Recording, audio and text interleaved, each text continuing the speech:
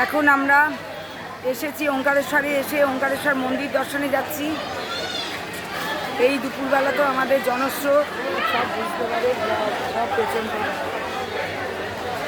আমরা ভাবলাম দুপুরবেলা একটু ভিড় কম হবে, কিন্তু না, কাতারে কাতারে মানুষ যাচ্ছে ব্রিজ পার হয়ে। এটাই ব্রিজ পার হয়ে ওঙ্কারেশ্বর দর্শন করতে।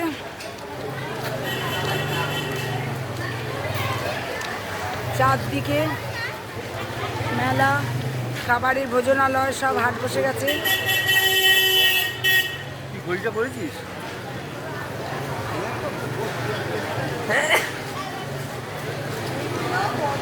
এখানে মা নর্মদা এখান দিয়ে প্রবাহমান।